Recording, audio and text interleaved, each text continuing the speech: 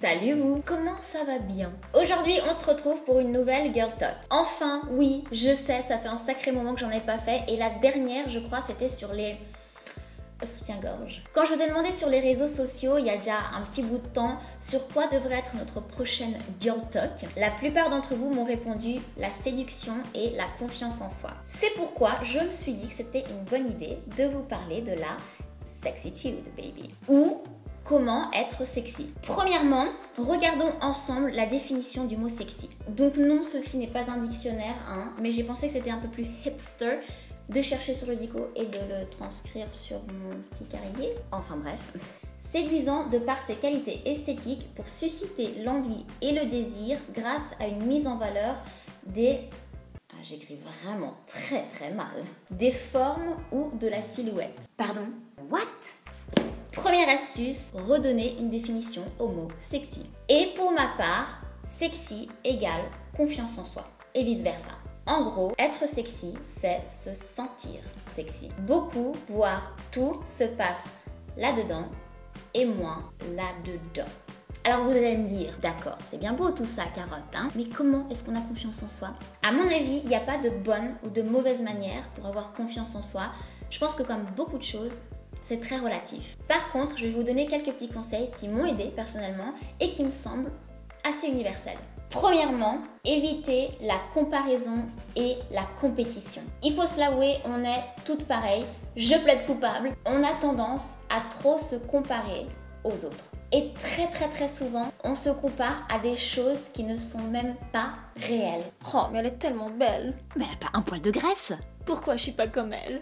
Oh, mais ils ont l'air si heureux. Le couple parfait, quoi. Ce qu'il faut se rappeler dans ces moments-là, c'est que ces photos ne sont pas réelles. Ces gens ne sont pas réels. Les photos peuvent être modifiées, les gens embellis. Personne ne se réveille avec un smoky eye au bord de la plage, etc.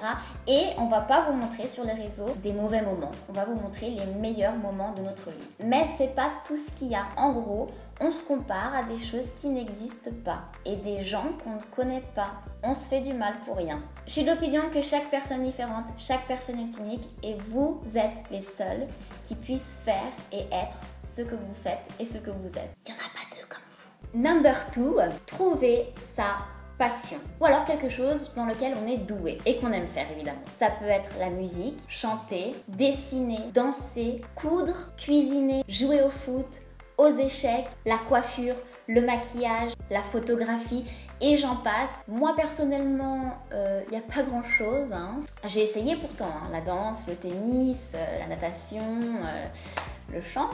Pas très douée. Pas très douée. Mais j'y crois. Quand je fais quelque chose, j'y crois tellement que je deviens douée, quoi, dans ma tête.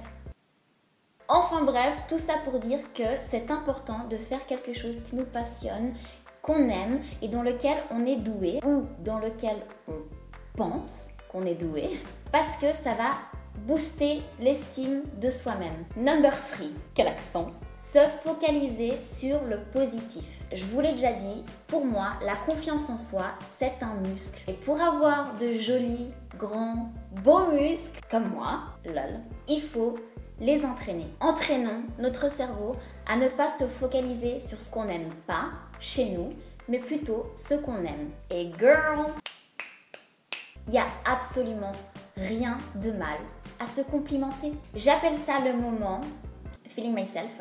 Complimentez-vous.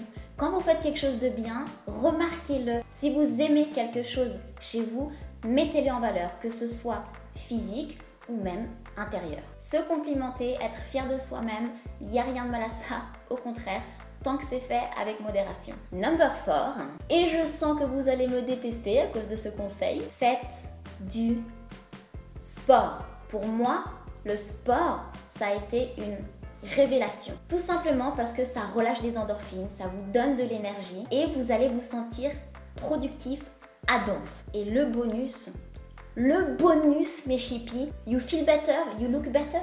Number 5, prenez des risques. Sortez de votre zone de confort, mes chippies. Faites quelque chose que vous avez toujours rêvé de faire et que vous n'avez jamais fait. Mais ça peut être quelque chose de tout petit. Et partir à l'aventure, prendre des risques, même encore une fois si c'est quelque chose de tout petit, hein, mais qui à nous semble énorme, ça fait des miracles. Voilà mes chippies, mes petits conseils pour avoir confiance en soi, pour se sentir sexy, donc pour être sexy. Je sais, c'est plus facile à dire qu'à faire, mais parfois, comme moi j'ai dû le faire, il faut se donner des petits coups de pied dans le cul et faire les choses pour soi-même, pour se sentir sexy. Une fois qu'on a confiance en soi, je vous promets qu'on n'a plus besoin de l'approbation ou de l'opinion de qui que ce soit. J'ai failli oublier de vous dire, n'ayez pas peur d'être sexy. Et encore une fois, quand je dis sexy, je dis avoir confiance en soi. J'ai l'impression, peut-être que je me trompe, mais que de nos jours et dans notre société, être sexy ou avoir confiance en soi, ça peut parfois paraître comme une offense ou voire une menace. Mais tant que c'est fait, encore une fois, avec modération, je pense que ça peut faire que du bien. Si tout le monde s'occupait de sa propre personne un petit peu plus, si on cherchait à s'aimer soi-même un petit peu plus, peut-être qu'il y aurait un peu plus d'amour universel. La vieille, elle va arrêter avec ses phrases philosophiques. J'ai compris, merci. Dites-moi en commentaire quelles sont vos astuces pour vous sentir sexy, pour vous sentir bien. Quelles sont vos passions? Quels sont vos hobbies? Qu'est-ce qui vous rend fier de vous-même? Et en attendant la prochaine, on se retrouve sur les réseaux sociaux où je vous laisse souvent, des fois, des petits textes sous des photos. Je vous fais plein de poutous.